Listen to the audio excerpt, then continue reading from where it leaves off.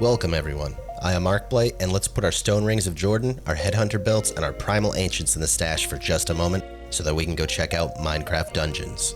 So Minecraft Dungeons is an action RPG akin to games like the Diablo series and Path of Exile. It's a much simpler version of those games, but I don't feel that it holds itself back from being great in its own way.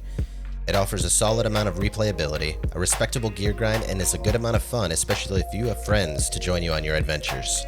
Starting off, you make a character, which is just you basically picking a skin. I will say that I was a bit disappointed with the limitations on these skins, only because in normal Minecraft you get to upload custom skins, and I feel like it should have been an option in this game as well, just to give you a little bit more of creative control. But to be fair, a lot of gear tends to cover up your skin, so it's not the end of the Netherrealm.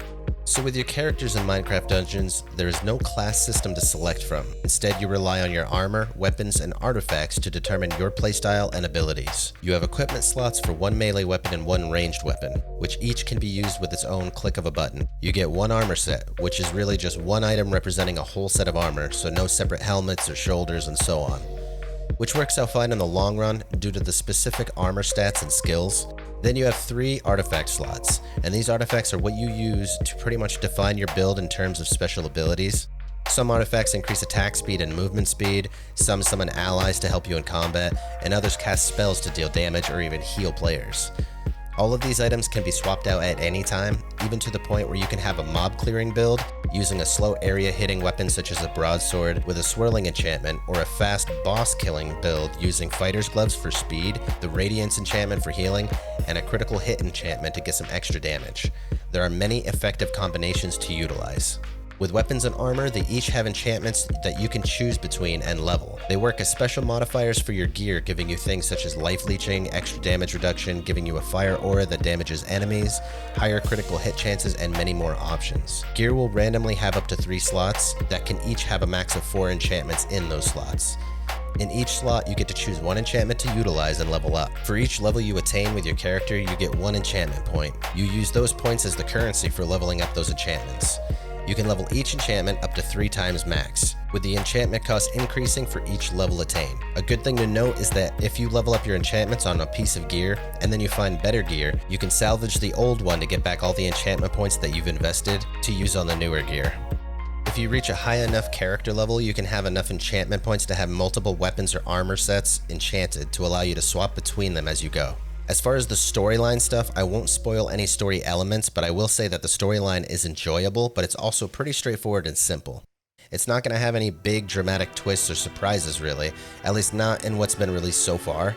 Even the first DLC, Jungle Awakens, has a very simple storyline, but that doesn't diminish the game as a whole for me personally. The gameplay itself revolves around selecting levels to play and choosing what difficulty, which shows the range of items that drop from that area. Then you fight through the level, completing some objectives, like defeating enemies who ambush you in waves, saving villagers from cages, and even defeating bosses.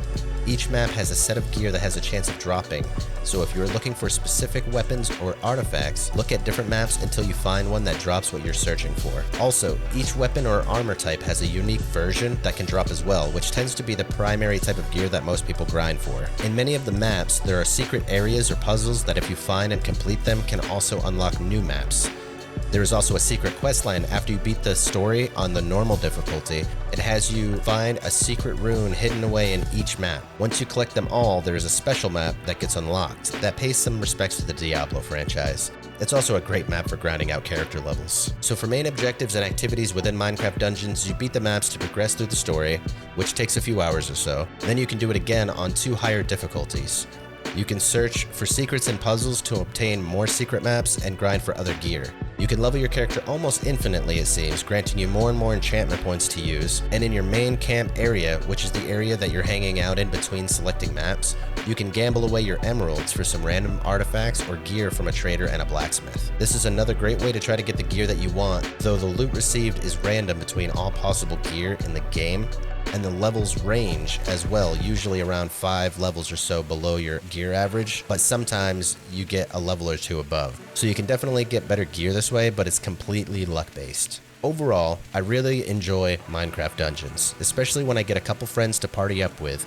I normally dislike the Minecraft style graphics, but in this game it actually looks great and is very well polished. It's easy to get hooked on this for a few hours when socializing and just running around map after map, but I will say that after you've completed the story mode on each difficulty and unlocked all the secret maps, it does start to feel a little bit dull and unrewarding. You can get really lucky and get fantastic loot, or you could spend hours and hours grinding for very specific loot that doesn't seem to want to drop for you, or that when it finally does drop, it has all the wrong enchantments that you're looking for. Some people really enjoy that type of grind, and many games offer a very similar grind, but for me, I started to lose motivation with this. I'll wait for more content to get released, and I'll get re-addicted to the game for another few weeks, I'm sure.